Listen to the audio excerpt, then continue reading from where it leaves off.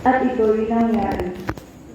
Ang lupa ay tinawag niyang daigdig, at karagatan naman ang nagsasama-samang tubig. Nasiyahan siya nang ito'y mamasdan. Pagkatapos, sinabi ng Diyos, magkaroon sa lupa ng lahat ng uri ng halamang namumunga at nagbubuti. At nangyari ito. Tumumunga sa lupa ang gayong mga halaman. Nasiyahan siya sa kanyang ginawa nang ito'y mamasdan. Dumaan ang gabi at sumapit ang umaga. Iyon ang ikatlong araw. Sinabi pa ng Diyos, magkaroon ng mga tanglaw sa langit para mabukod ang araw sa gabi. Ito ang magiging batayan sa bilang ng mga araw, taon at kapistahan. Mula sa langit, ang mga ito'y magsasabog ng liwanag sa daigdig. At gayon nga ang nangyari. Nilikha ng Diyos ang dalawang malaking tanglaw, ang araw, upang tumanglaw sa maghapon, at ang buwan, upang magbigay liwanag kung gabi. Nilikha rin niya ang mga bituin. Inilagay niya sa langit ang mga tanglaw na ito, upang magsabog ng liwanag sa daigdig. Tumanglaw kung araw o gabi, at magbukod sa liwanag at dilim. Pinagmasdan ng Diyos ang kanyang ginawa, at siya'y nasiyahan. Dumaan ang gabi, at sumapit ang umaga. Iyon ang ika-4 na araw. Sinabi pa ng Diyos, magkaroon sa tubig ng maraming bagay na may buhay, at magkaroon din ng mga ibon sa himpapawid. Nilikha ng Diyos ang mga dambuhala sa dagat, at lahat ng bagay na nabubuhay sa tubig, at lahat ng uri ng ibon. Minasdan niya ang kanyang ginawa, at siya'y nasiyahan. Pinagpala niya ang mga ito, at sinabi, magpakarami ang lahat ng bagay na nabubuhay sa tubig, at punuin ang karagatan. Magpakarami rin ang mga ibon, at punuin ang daigdig. Dumaan ang gabi, at sumapit ang umaga. Iyon ang ika-5 araw. Sinabi ng Diyos, magkaroon ng lahat ng uri ng hayop sa lupa. Maaamo, may ilang, malalaki at maliliit. At gayon nga ang nangyari. Nilikha niya ang lahat ng ito, at siya'y lubos na nasiyahan na umasdan ang mga ito. Pagkatapos likhain ang lahat ng ito, sinabi ng Diyos, ngayon, lalangin natin ang tao. Ating gagawin siyang kalarawan natin. Siya ang mamamahala sa mga isda, mga ibon, at lahat ng hayop. Maging maamo o mailap, malaki o maliit. Nilalang nga ng Diyos ang tao ayon sa kanyang larawan. Lumalang siya ng isang lalaki at isang babae, at sila'y pinagpala. Wika niya, magpakarami kayo at punuin ang inyong mga supling, ang buong daigdig at pamahalaang ito. Binibigyan ko kayo ng kapangyarihan sa mga isda, sa mga ibon, at sa lahat ng maiilang na hayop. Maging malalaki o maliliit, bibigyan ko rin kayo ng lahat ng uri ng butik at mga bungang kahoy na inyong makakain. Ang lahat ng halamang luntian ay ibibigay ko naman sa may ilang na hayop, malaki man o maliit, at sa lahat ng mga ibon. At ito nga ang nangyari. Pinagmasdan ng Diyos ang lahat niyang ginawa, at lubos siyang nasiyahan. Dumaan ang gabi, at sumapit ang umaga. Ito ang ika-6 na araw. Gayon, nilikha ng Diyos ang lupa, ang langit, at lahat ng bagay na naroon. Sa loob ng 6 na araw, tinapos niyang likhain ang lahat ng ito, at siya'y nagpahinga sa ika-7 araw. Ang salita ng Diyos. Salamat sa Diyos.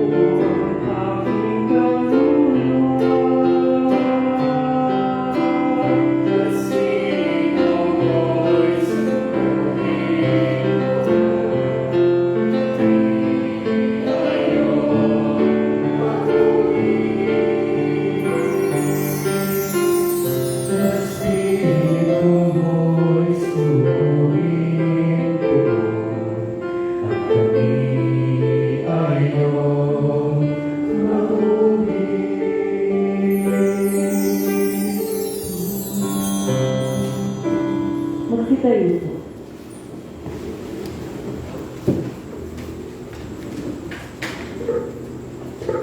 Mananalangin tayo.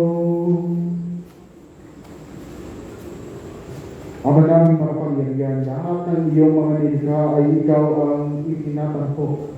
Naway sa loob ng iyong mga tinubos, ang daigdig sa pasimula ay lalo mo pang pinadakila sa manguling panahon ng pagsagip ni Kristo na sa umihanging korderong pamasko na kasama ng Espiritu Santo magpasawalang hanggan. Amen. Magsiyo po.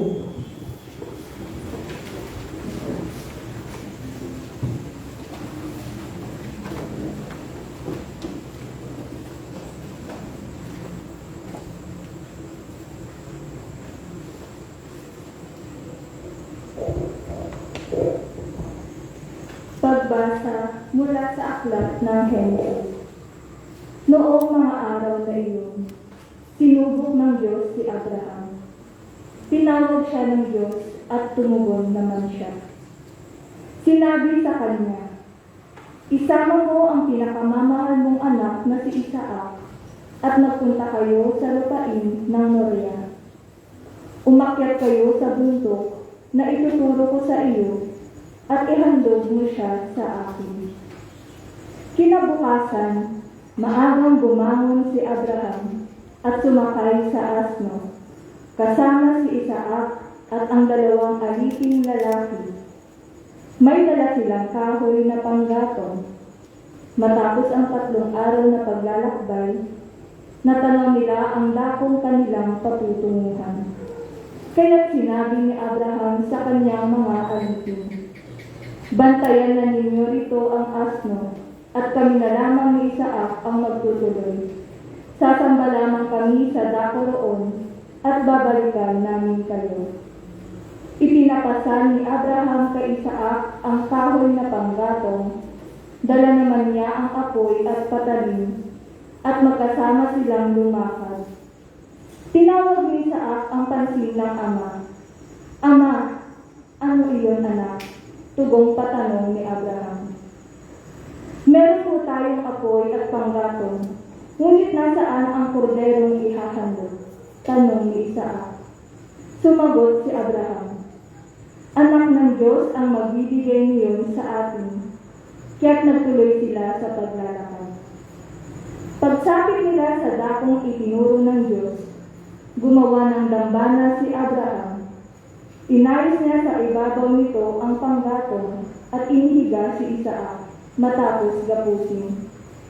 Nang sasaksakin na niya ang bata, tinawag siya ng anghel ng Panginoon at mula sa langit ay sinabi, "Abraham, Abraham, huwag mong patayin ang bata, huwag mo siyang saktan. Naipakita mo ng handa kang sumunod sa Diyos, sapagkat hindi mo ipinagkait sa Kanya ang kaisa-isa at pinakamamahal mong anak." Pag-inunyay, may nakita siyang isang lalaking tupa na ang mga sungay ay napasabit sa mga sanga ng kahoy. Ito ang kinuha ni Abraham at inihandog kapalit ng kanyang anak. Ang lugar na iyo'y tinawag ni Abraham na ang Panginoon ang nagkakaloob. At mapaghanggang ngayon, sinasabi ng mga tao, sa bundok ng Panginoon ay may nakalaan. Mula sa langit, nagsalita muli kay Abraham ang anghel ng Panginoon. Wika nito, "Ako ang Panginoon ang nangangako sa iyo. Yamang hindi mo itinagkait sa akin ang kaisa-isa mong anak, pagpapalain kita. Ang lahi mo'y magiging sindami ng bituin sa langit at ng buhangin sa dagat. Lulupigin nila ang mga lungsod ng kanilang mga kaaway. Sa pamamagitan ng iyong lahi, pagpapalain ang lahat ng bansa sa daigdig, sapagkat ikaw ay tumalima sa akin." Ang salita ng Diyos. Salamat sa Diyos.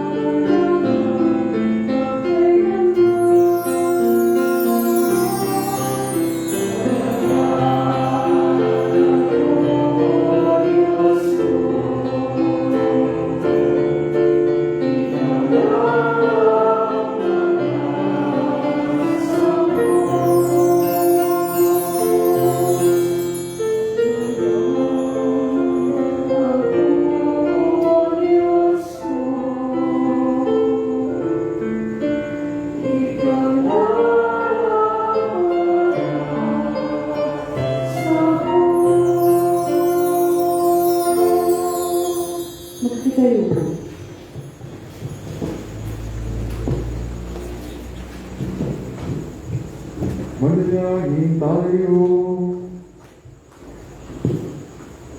Ama namin makapangyarihan, sa iyong kagandahang loob, kami ay iyong nilikha. At sa iyong pagtatangkilik, kami iyong pinadakiha. Ipagkaloob mo ang aming matatag na kalooban ay manaig sa kasalanan nagbibigay balakid sa aming pagiging marapat na iyong ligaya'y sumapit sa pagkabalikan ni Yeso Kristo kasama ng Espiritu Santo magpasawalang hanggan. Amen. Magsiupo po.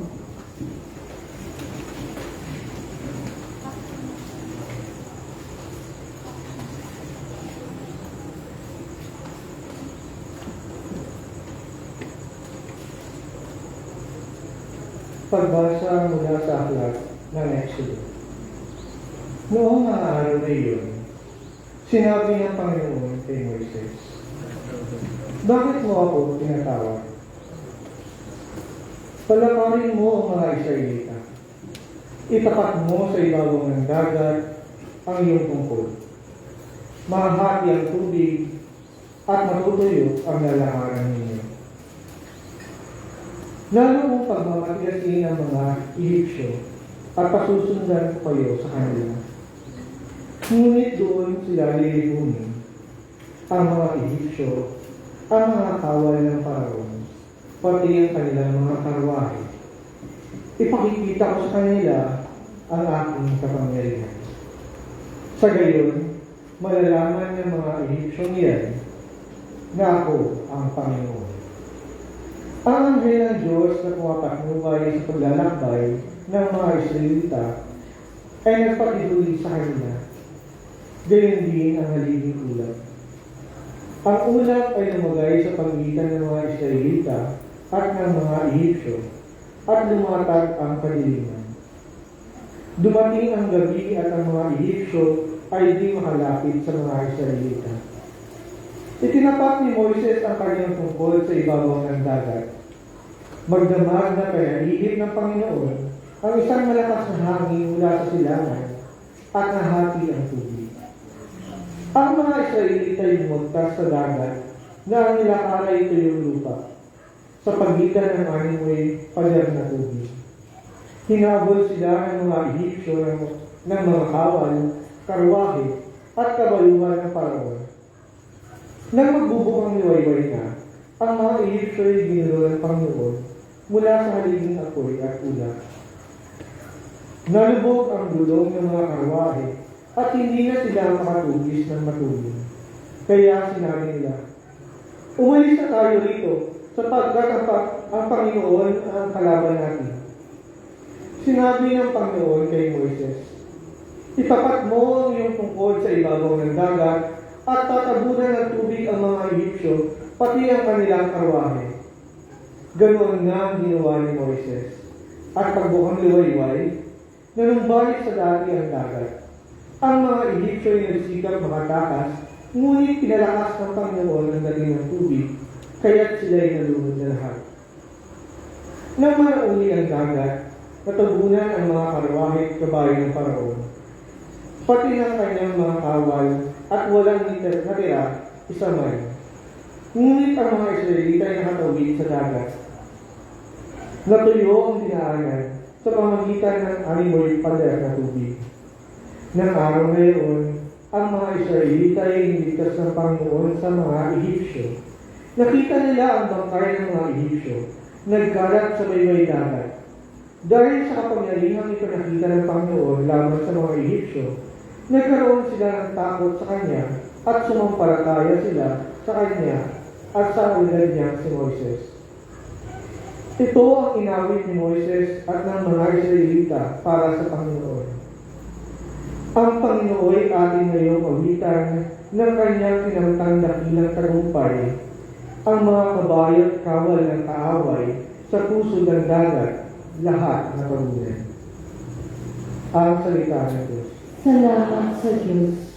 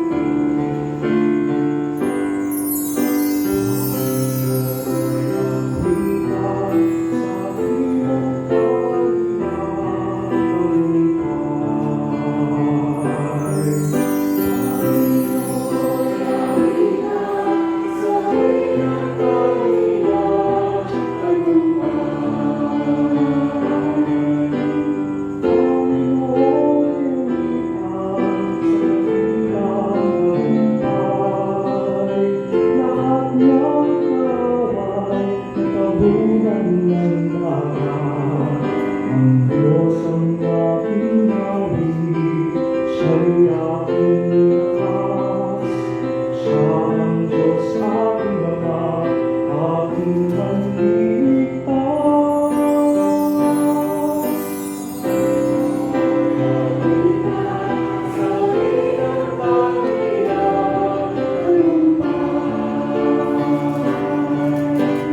Ang kanyang pamayanan, O Panginoon.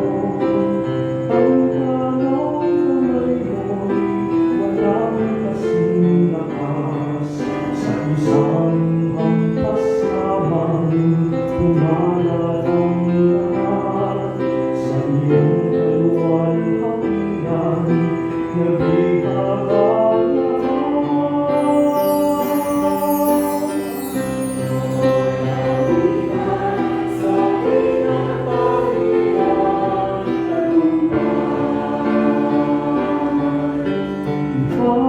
Ipag-iwan yung bayan sa mundo, doon sa iyong kahanan, O Panginoon.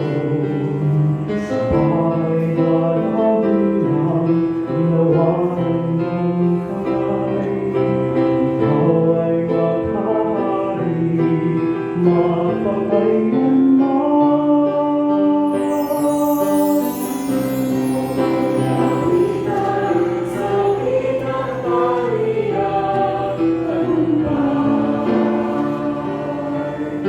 Panginoon, yawitan sa kanyang kaharian, tagumpay,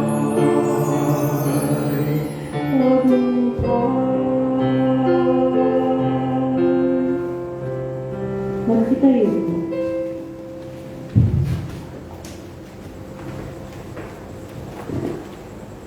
Manalangin tayo. Ang malaking makapangyarihan, ang idinudulot mong pagpapala noon ay sa iyong sambayanan. Mula sa pangapi ng hari sa kanila'y nagpapatay, ay napapanangan namin kahit sa aming kapahuhan. Sa inyong pagliligtas, na iyong ginaganap sa muling pagsilang, ng mga binibinyaga mula sa iba't ibang bansa at bayan, ipagkaloob mo nga pagiging anak ni Abraham, at ang dangal na sa Israel mapatilang, ay maging lubos na kapalaran ng sanlibutan sa pamamagitan ni Yesu Kristo, kasama ng Espiritu Santo, mapasawalang hanggan.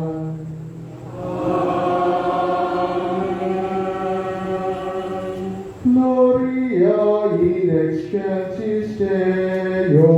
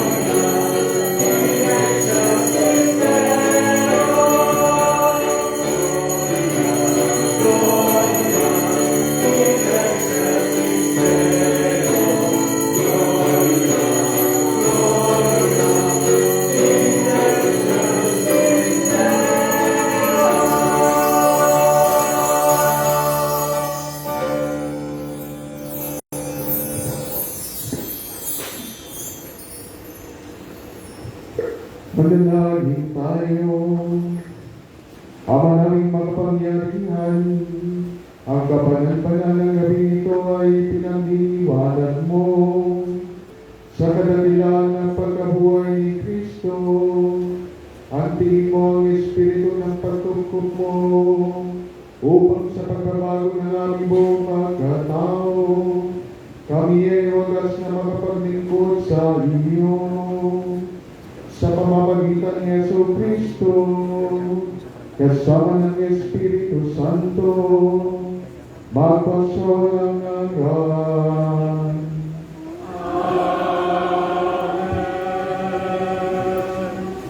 Magsiupo po.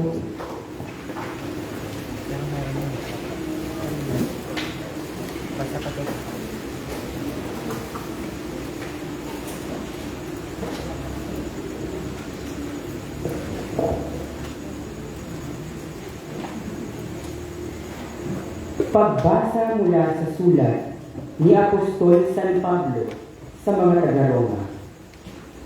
Mga kapatid, hindi ba ninyo nalalaman na tayong lahat na nabinyagan kay Kristo Jesus ay nabinyagan sa kanyang kamatayan? Sa makatuwid, tayo'y namatay at nalibing nakasama niya sa pamamagitan ng binyag upang kung paanong binuhay na muli si Kristo sa pamamagitan ng dakilang kapangyarihan ng Ama, tayo na may mabuhay sa isang bagong pamumuhay. Sapagkat kung kaisa tayo ni Kristo sa isang kamatayang tulad ng kanyang kamatayan, tiyak na makakaisa na tayo sa isang muling pagkabuhay tulad ng kanyang pagkabuhay. Alam natin na ang dati nating pagkatao ay ipinakong kasama niya upang mamatay ang makasalanang katawan at nang hindi na tayo maalitin pa ng kasalanan.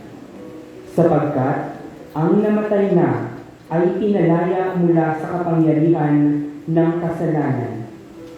Ngunit tayong naniniwalang mabubuhay kasama ni Kristo kung namatay tayong kasama niya. Alam natin si Kristo na muling binuhay ay hindi na muling mamamatay. Wala nang kapangyarihan sa kanya ang kamatayan. Nang siya'y mamatay, namatay siya ng minsanan para sa kasalanan, at ang buhay niya ngayon para sa Diyos. Kaya, dapat ninyong ibilang ang inyong sarili na patay na sa kasalanan, datapwat buhay naman para sa Diyos sa inyong pakikipagkaisa kay Kristo Jesus. Ito ang salita ng Diyos. Salamat sa Diyos. Magsitayo po.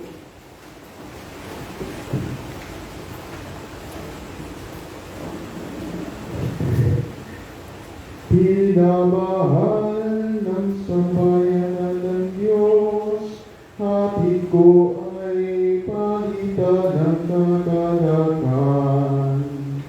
Alleluia, Alleluia, Alleluia.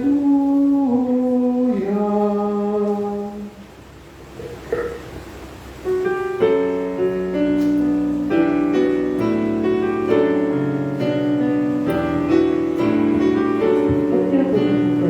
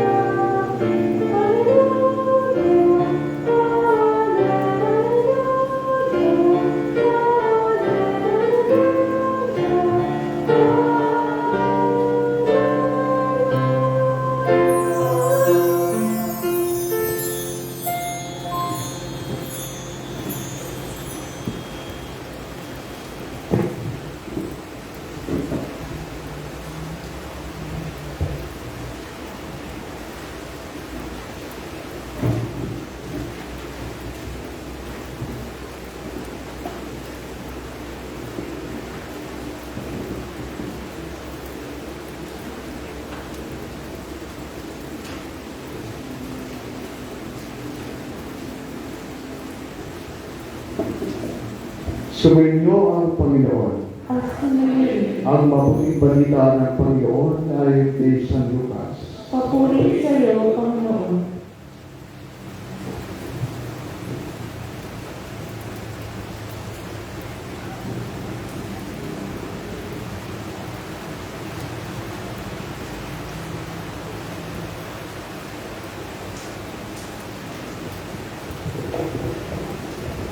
Umagang-umaga ng araw ng linggo, ang mga babae nagtungo sa libingan, dala ang papagong inihanda nila. Nang dumating sila, naratnan nilang naigulong na ang batong nakatakip sa pintuan ng libingan. Ngunit nang pumasok sila, wala ang bangkay ng Panginoong Yesus. Samantalang nagugulo ang kanilang mga isip tungkol dito, nakita nila sukat sa tabi nila ang dalawang lalaking nakasisilaw ang damit. Dahil sa matinding takot, sila'y lumuhod. Sayad ang mukha sa lupa. Tinanong sila ng mga lalaki, bakit inyo'y nahanap ang buhay sa gitna ng mga patay? Wala na siya rito. Siya'y muling nabuhay. Alalahanin ninyo ang sinabi niya sa inyo. Ang anak ng tao ay kailangang maipagkaloob sa mga makasalanan at maitapon sa krus, at sa ikatlong araw ay muling mabuhay. Hinahanap ninyo si Jesus, ang taga Nazaret, na itinapon sa krus. Wala na siya dito. Siya ay nabuhay.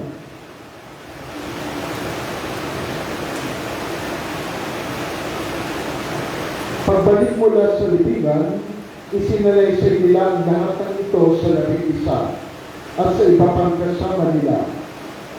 Ang mga babaeng ito ay sina Maria Magdalena, Juana at Maria ang ina ni Santiago. Sila ng iba pang mga babaeng kasama nila ang nagbalita nito sa mga apostol.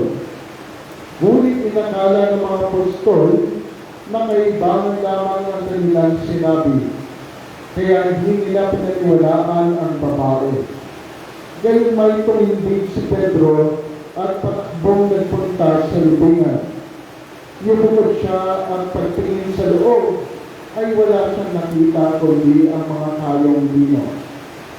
Kaya umuwi siyang nagtataka sa nangyari. Ang mabuting balita ng Panginoon. Pinupuri ka namin, Panginoon, si Kristo. Hindi kaagad naunawaan ng mga alagad ang muling pagkabuhay ng Panginoon.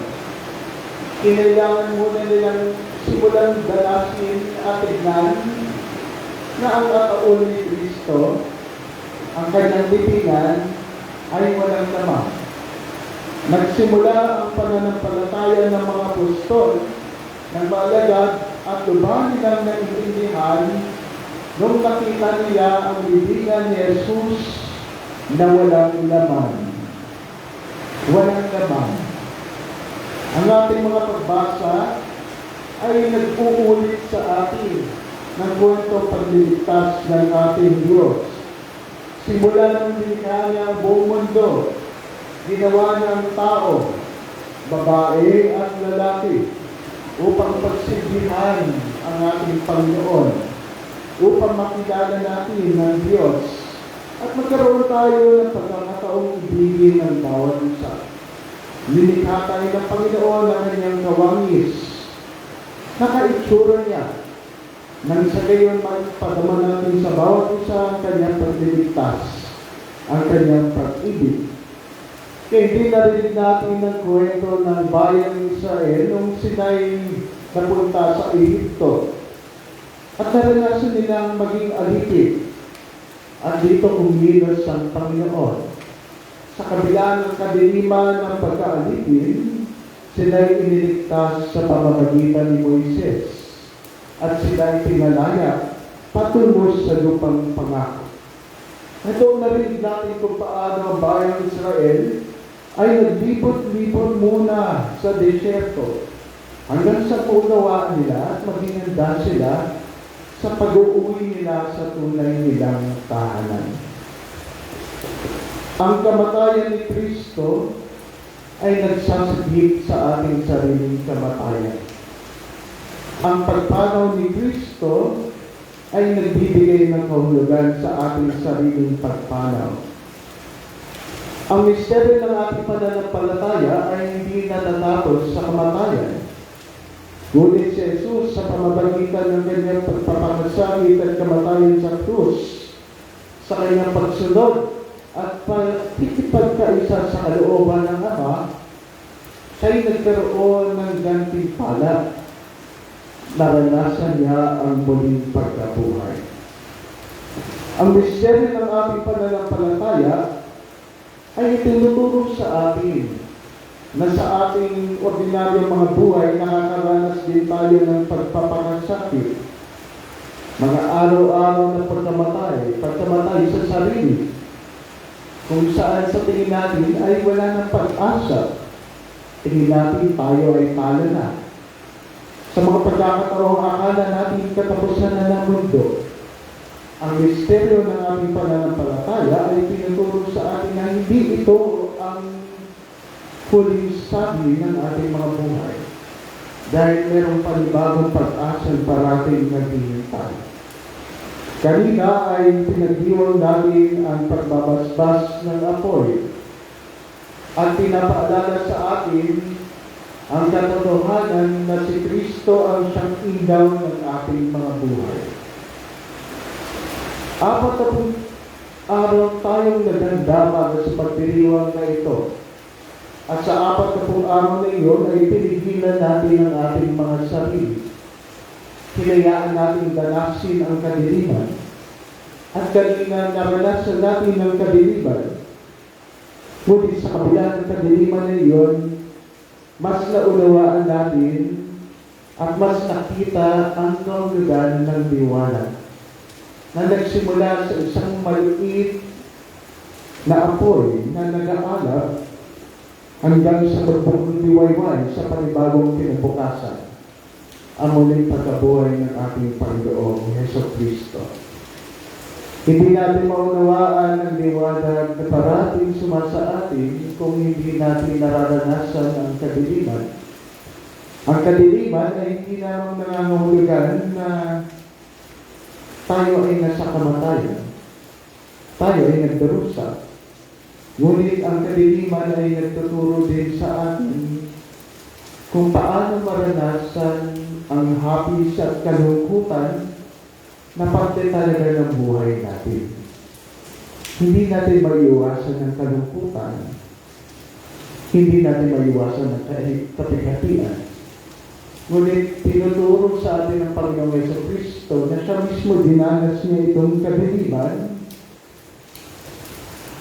at hangtong sa panibagong pagdiwayway sa liwanag ng muling pagkabuhay.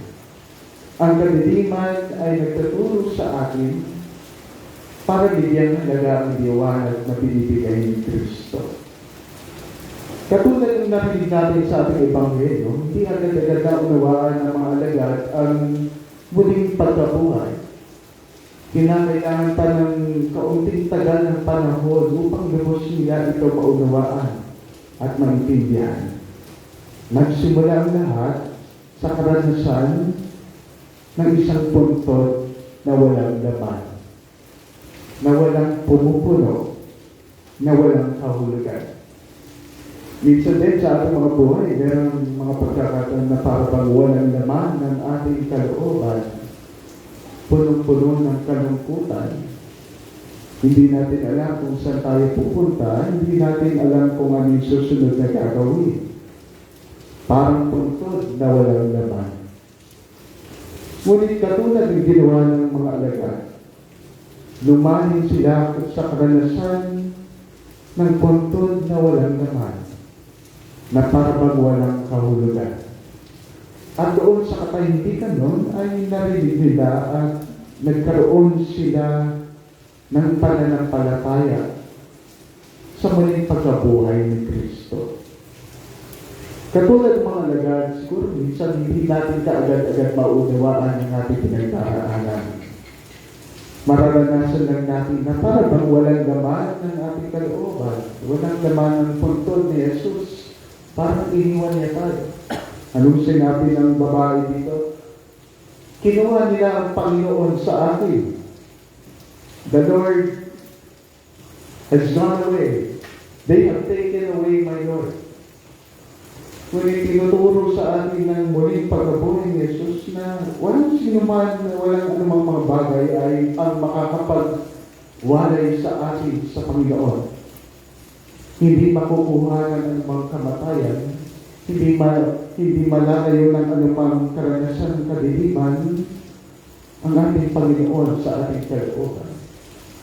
Siguro pinapadanas lang sa atin ito na parabagang walang laman ang ating mga buhay, walang laman ng ating mga kalooban upang mas maunawaan natin at mas mabigyan halaga ang buhay na inihanda ng Diyos para sa atin. Tinuturo sa atin ng Panginoong Jesucristo na kasama sa kulay ng buhay ang pagkamatay. Kasama sa kulay ng buhay ay yung minsan para bagang walang kahulugan ng ating ginagawa. Para bagang walang saysay ng ating mga buhay. Yung parang walang laman ng ating mga walang kahulugan. Ang ating pag-araw-araw na hinaharap sa buhay. Ngunit sinasabi sa atin ng Diyos na hindi dito ang katuldukan at katapusan ng ating mga buhay. Dahil merong panibagong pag-asa na kanyang binibigay sa pamamagitan ng kanyang muling pagkabuhay. Ang ating pananampalataya bilang Kristiyano ay pananampalataya sa muling pagkabuhay ni Kristo. Sabi ni San Pablo, walang kabuluhan ng ating pananampalataya kapag hindi nabuhay si Kristo. Hindi siya muling nabuhay sa kamatayan. Ngunit dahil muling nabuhay si Kristo, ay meron kahulugan ng ating pananampalataya. Mararanasan lamang natin ng kanyang muling pagkabuhay kung maski ang sariling pagkawalang laman, sariling kamatayan ay kaya natin yakapin, ay kaya natin danasin. Kaya natin nagdanasin ng kadiliman upang maranasan natin ang halaga at diwa ng ilaw at muling pagkabuhay na binigay sa atin ni Kristo. Magsitayo po ang lahat.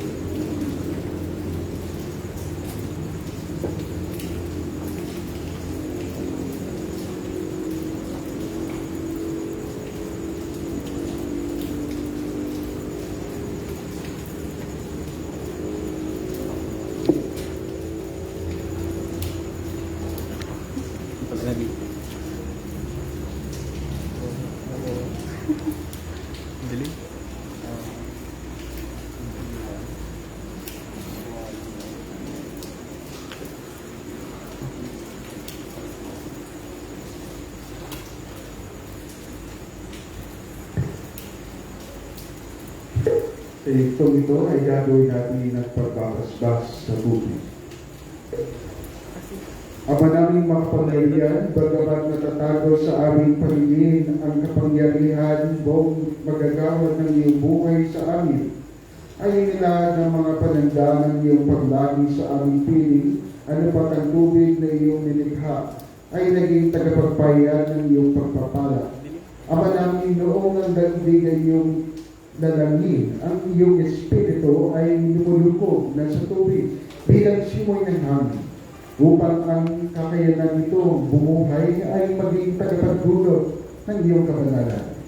Ama namin, ang sansinukob ay iyong panibagong ginawa noong ipahintulot na magkaroon ng malaking baha, upang ipaiwatig na ang tubig ay may katangian na tumapos ng kasamaan at nagpasimula ng kabutihan.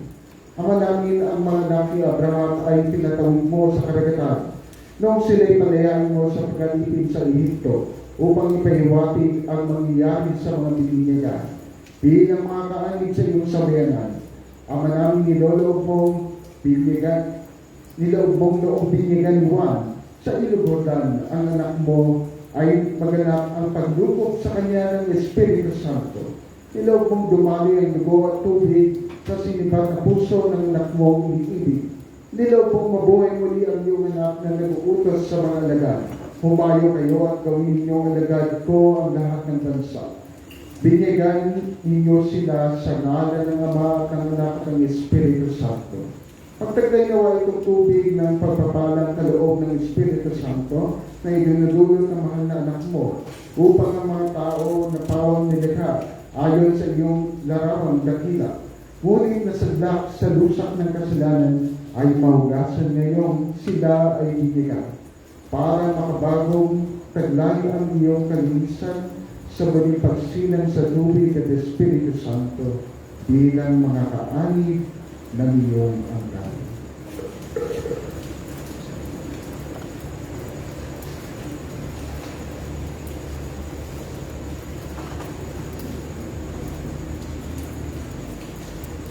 Ama namin, inululog namin sa iyo. Manawag nawa sa tubig na ito ang kapangyarihan ng Espiritu Santo sa pamamagitan ni Yesu Kristo upang mapuspos ng iyong Espiritu itong pambinyag na tubig. At sa gayoy, lahat ng nakikiisa sa kamatayan niya sa pamamagitan ng binyag ay muling mabubuhay na siya rin ang kasama bilang tagapamagitan kasama ng Espiritu Santo bagpa sa walang hanggan. Amen.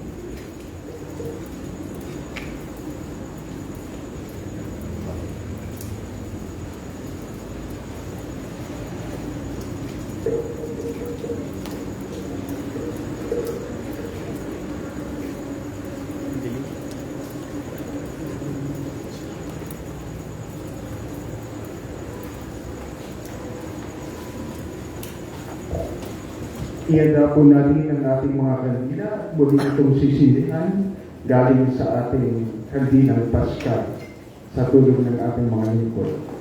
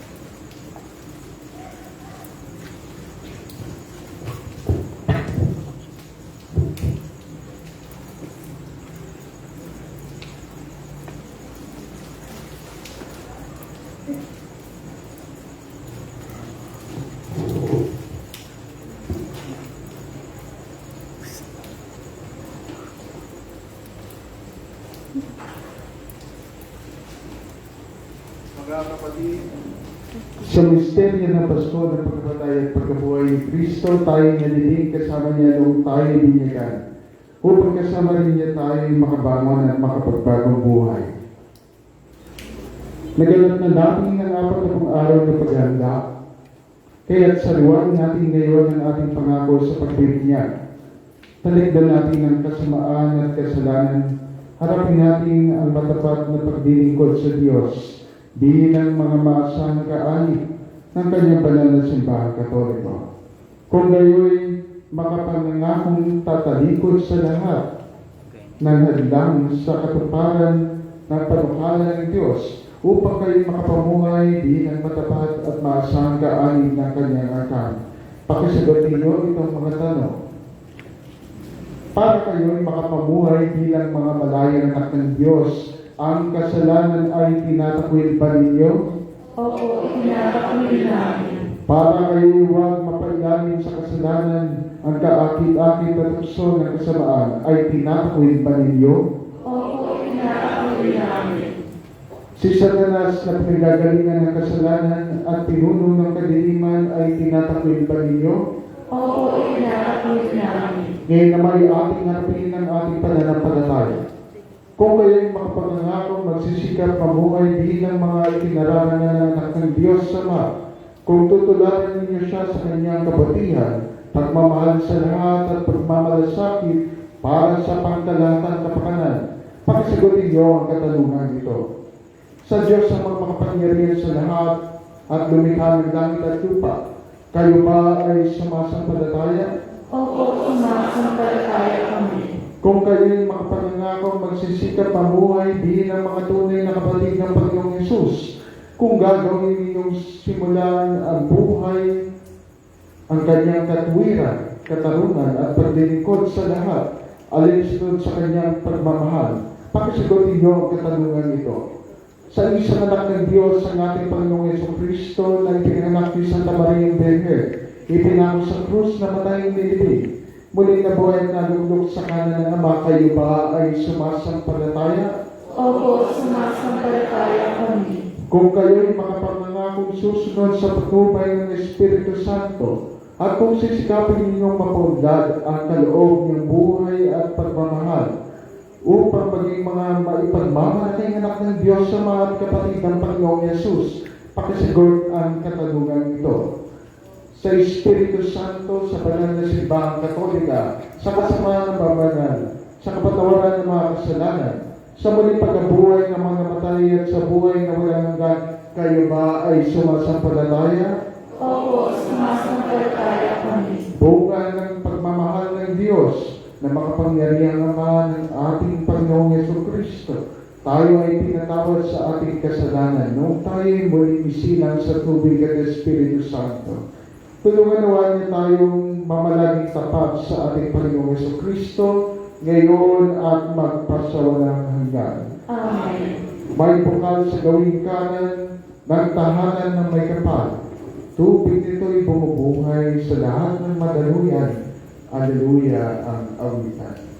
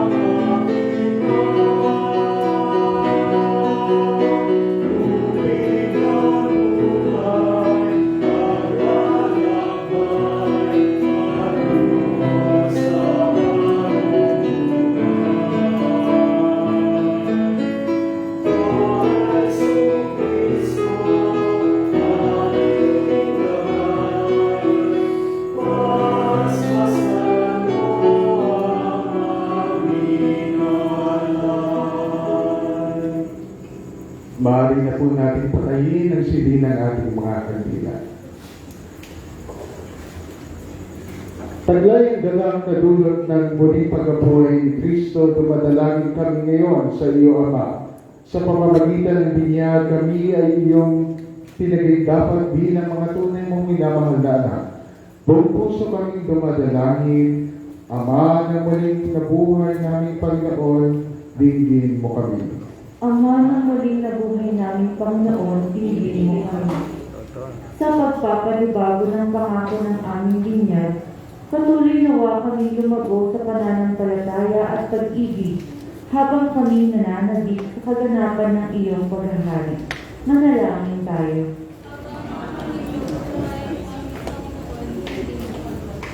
Ipahayag nawa ng may tapang at sigasig ng mga pinuno ng simbahan ang mabuting balita ng muling pagkabuhay ni Kristo sa gitna ng throwaway culture, kultura ng pagpatay at pagkamuhi. Manalangin tayo.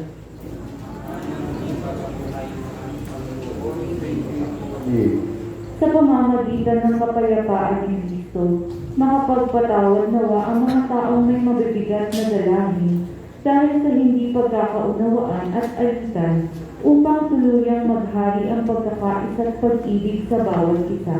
Manalangin tayo.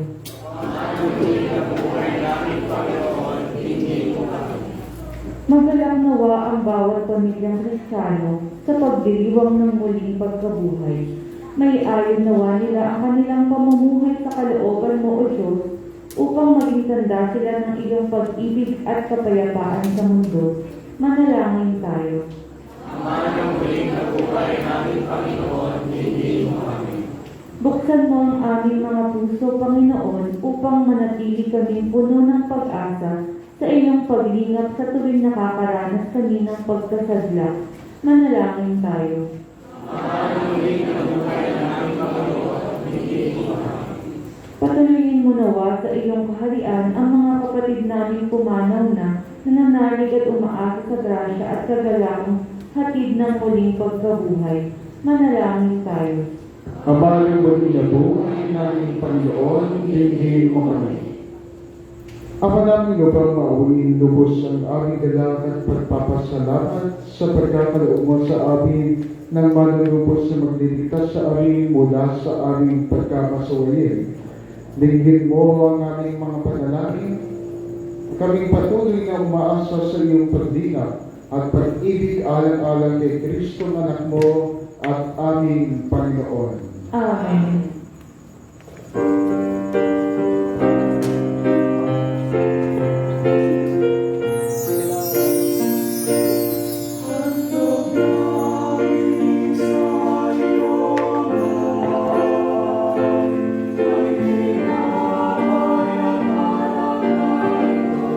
Basket mo na raw, Melvin. Sa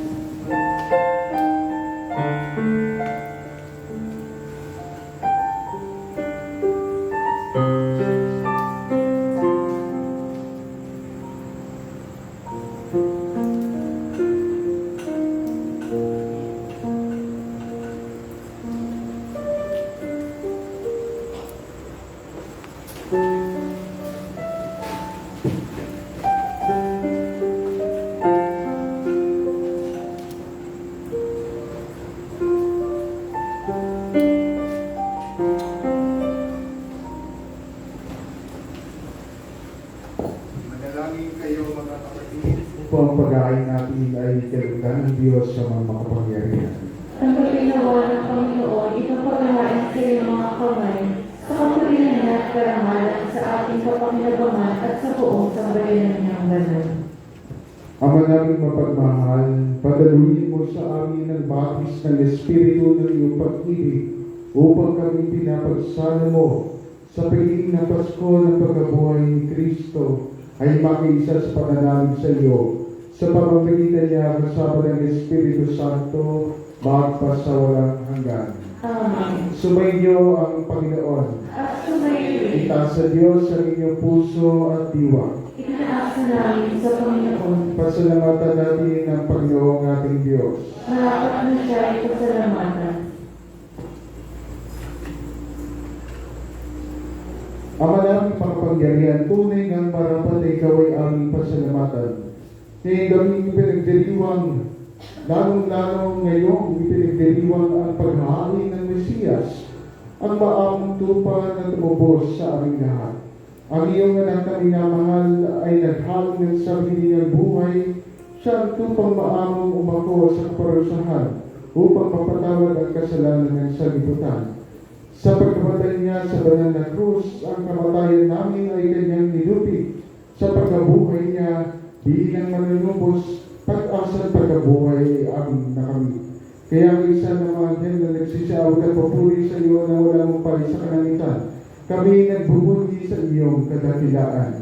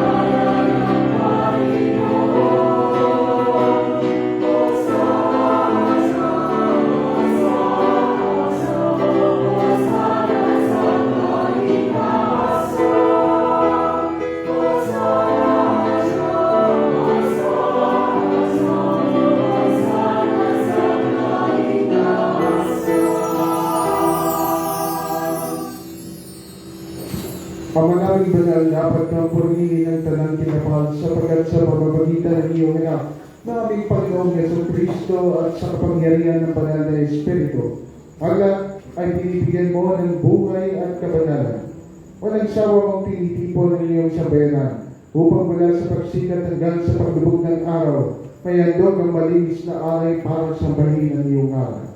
Ama, isinasama namin pakabanalin mo sa kapangyarihan ng banal na Espiritu ang mga kaloob na ito na aming nalaan para sa iyo. Ito nawa ay maging katawan at dugo ng iyong anak at aming Panginoong Jesucristo na nag-utos si pagdiwang ang misteryong ito. Noong gabing ipagkalulo siya, hinawakan niya ang tinapay, pinasalamatan kanya, pinaghati-hati niya iyon, iniabot sa kanyang mga lagad at sinabi, tanggapin ninyong lahat ito at kanin ito ang aking katawan na ihandog para sa inyo.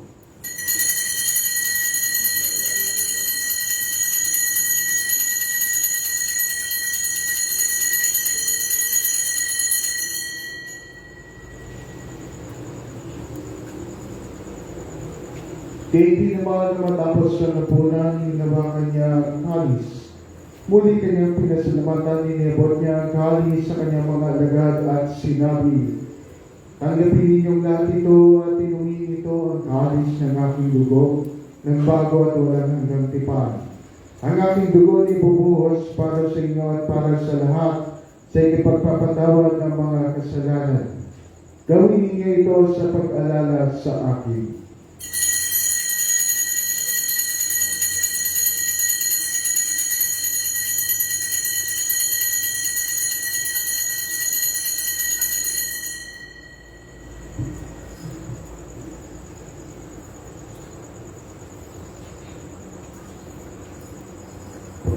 Magsitayo po. Ipagbuli natin ang misteryo ng pananampalataya.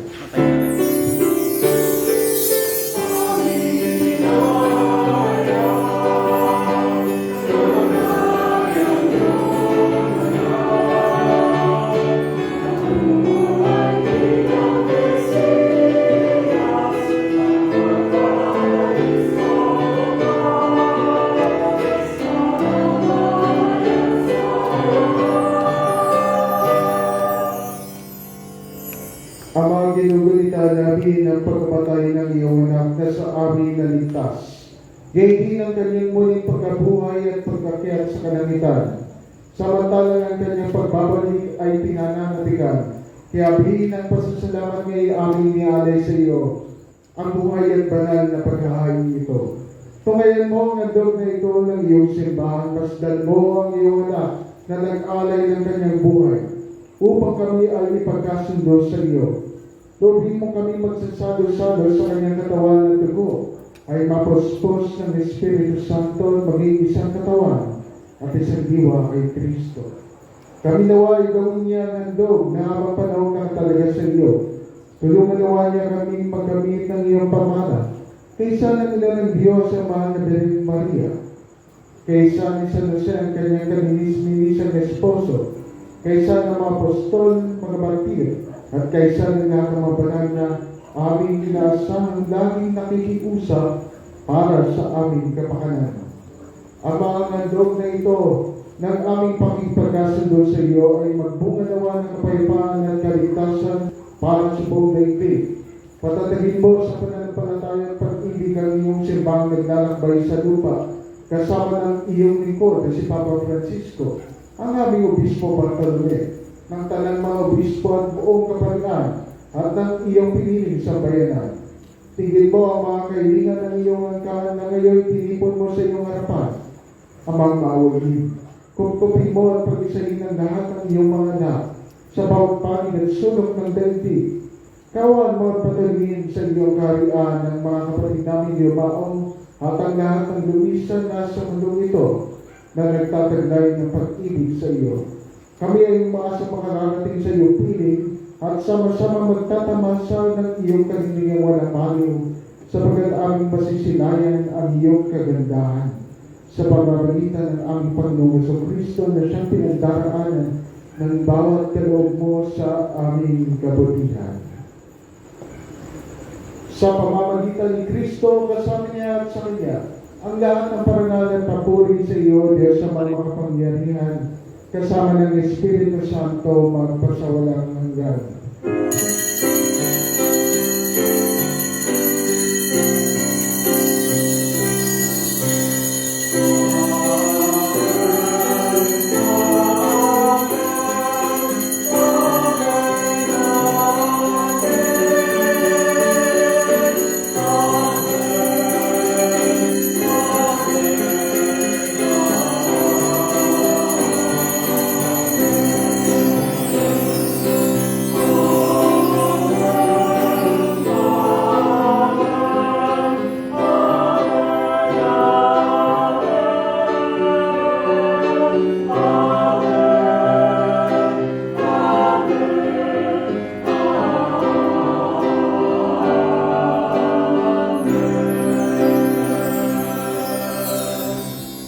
Sa tagubilin ng mga nagagagaling na utos sa turo ni Jesus na Panginoon natin at Diyos, sipayag natin ng lakas loob.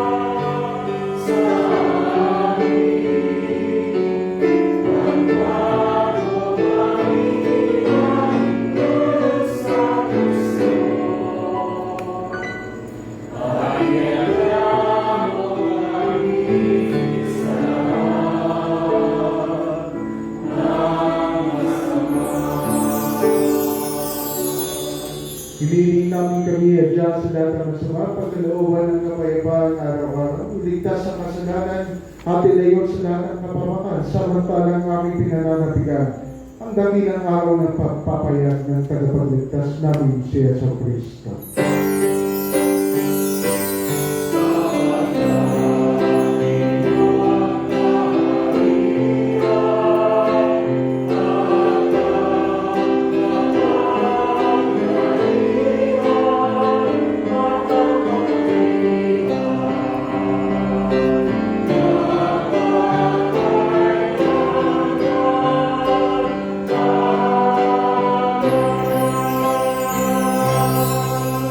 Panginoong Yesu Kristo, sinabi mo sa iyong mga apostol, kapayapaan ang iniiwan ko sa inyo, ang aking kapayapaan ang binibigay ko sa inyo. Tumayan mo ang aming pananampalataya at huwag ang aming pagkakasala, pagkalooban mo kami ng kapayapaan at pagkakaisa ayon sa iyong kalooban, kasama ng Espiritu Santo magpasawalang hanggan. Amen. Ang kapayapaan ng Panginoon ay naginawang sumainyo. At sinabi Magbigayan kayo ng kapayapaan sa isa't isa.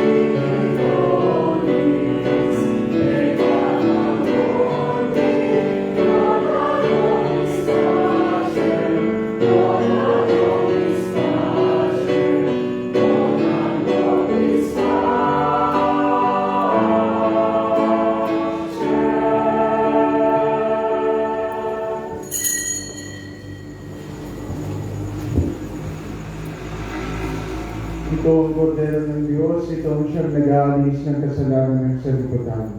Mapapala tayong nangyayari sa kanyang banal na pili. Panginoon, hindi ako karapat-dapat na magpatuloy sa iyo, ngunit sa isang salita mo lamang ay gagawin na ako.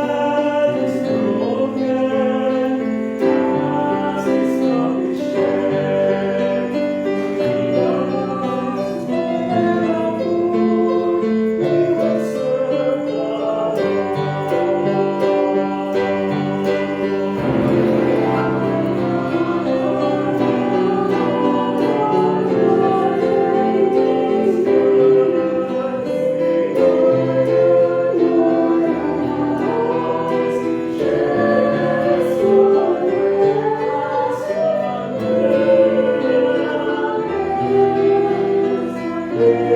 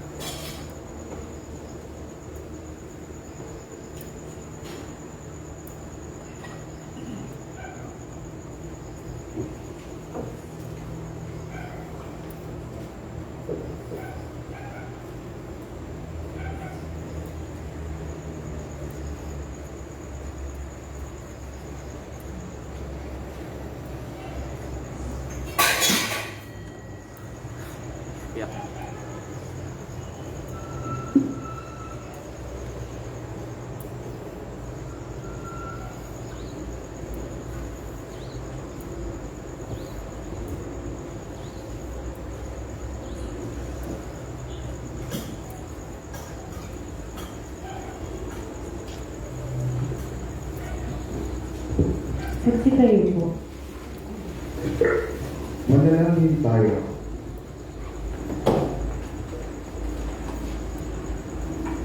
Ama namin mapagmahal, padaluyin mo sa amin ang batis ng Espiritu ng iyong pag-ibig upang kami pinapagsalubog sa pagiging ng Pasko ng pagkabuhay ni Kristo ay makaisa sa pananalig sa iyo sa pamamagitan niya kasama ng Espiritu Santo magpasawalang hanggan. Amen. Sumainyo ang Panginoon At sumayo rin. at pagpalain kayo ng makapangyarihang Diyos Ama at Anak at Espiritu Santo. Amen. Aleluya, aleluya, handog na kapayapaan ng Panginoong na buhay, taglayin niyo sa pagbisan. Aleluya, aleluya. Salamat sa Diyos. Aleluya, aleluya.